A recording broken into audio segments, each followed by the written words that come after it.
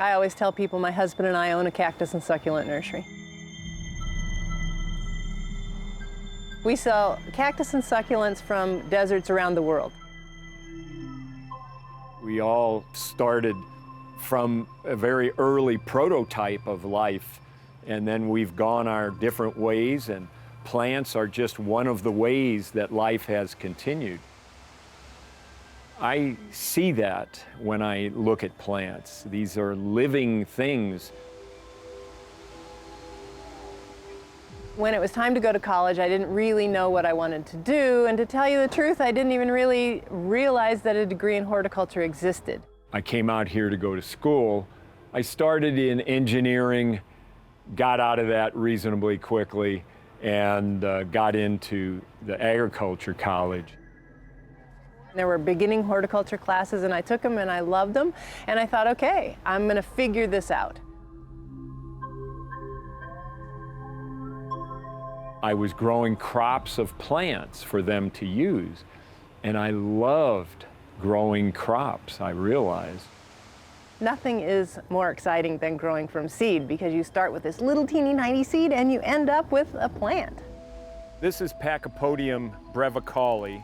This is not a seed that you can buy readily. These are some fruits developing on flowers I did maybe as long as a month ago.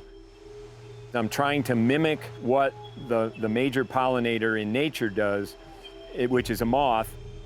This is a javelina bristle, simply cut and taped onto a piece of wood. Microscopically, there's little hairs on it that can grab the pollen. A lot of times people will say, isn't it lucky that Gene found someone that could share his interest? And I kind of go, what? What are you talking about? Because I actually purchased this property before we were even married. This property that we're on today was established as a nursery flower shop in 1933. Jane had the property with the flower shop. I actually rented space from her at that time, and then life happened after that. BC and Baja California Norte. Being people with degrees in horticulture, our focus really was on propagation, and so we started seeking seed sources. In 1987, there was a large grower of mesems in Azle, Texas, and he died unexpectedly. By chance, we were in a situation where we could buy it from his widow, and so that was how we really got started in lithops.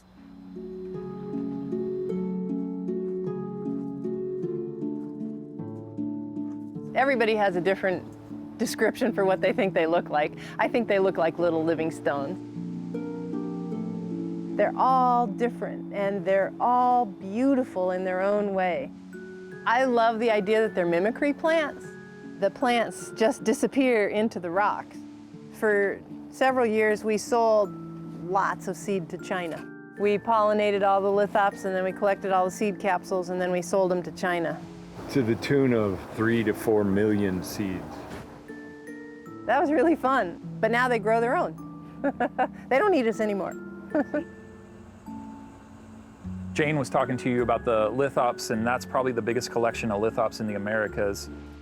We definitely have a national following for sure, and even an international following. There's a lot of rare and hard to find plants that we have, and we try and have pairs of those plants so that we can mass produce them. This plant here is Welwitschia mirabilis. It's a rare, kind of slow-growing plant. It grows out in the middle of nothing in the deserts of Namibia. They're very primitive.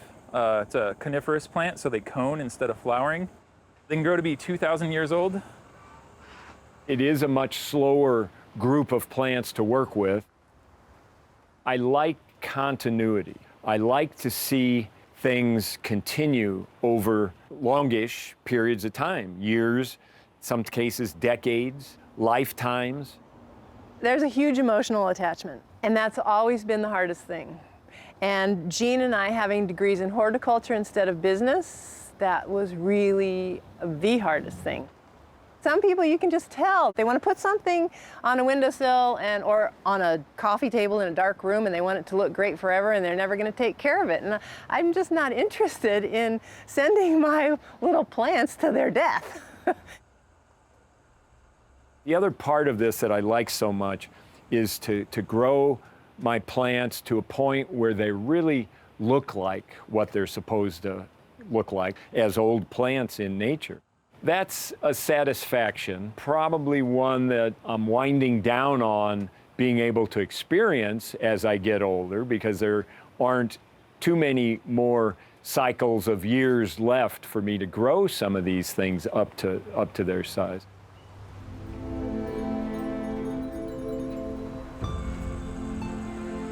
I'm at a point now that's very difficult for me because I'm of retirement age and I would love to do other things.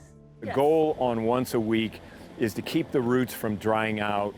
I'm trying to work less, but Gene wants to grow plants forever, and so I say, great, go for it. You know, that I have no problem with him growing plants forever because we love to grow plants. But as a result, I'm trying to sell more of the lithops. The more lithops leave, Gene's going, oh, but we can't have all the lithops go. He loves to look at the lithops. So on this table, I have been selecting plants that I think are particularly nice. These are plants that I have been staging. When I first bought the property, there was a flower shop on the property, and I had no intention of ever running a flower shop, ever in my life, but that's what paid the mortgage, so I had to. I missed that really pretty thing you get with flower arrangements, so now I've just transferred it over to staging plants. Making an arrangement, I really feel attached to how the plant's going to feel among the rocks. I take care in how I place the rocks. I want them to look nice. I want them to look like nature. Okay, I have my own little piece of desert. If I can make a nice, pretty staged plant so that somebody can look at it and just kind of dive into that pot and get lost for a few minutes thinking about where they are among those rocks, to me that's very pleasurable. This is Gene's new collection that I'm potting up for him. I spend a lot of my time thinking about other things. I'd like to travel. I'd like to be in other places. I'd like to study other types of plants. But I don't want to give up what I do. So if anything, I need more concurrent lives so that I can do it all and do more all at the same time without stopping anything. Now, the reality of life is that I'm going to have to stop some things, many things, as time goes on, and I probably just haven't come to enough grips with that as she has.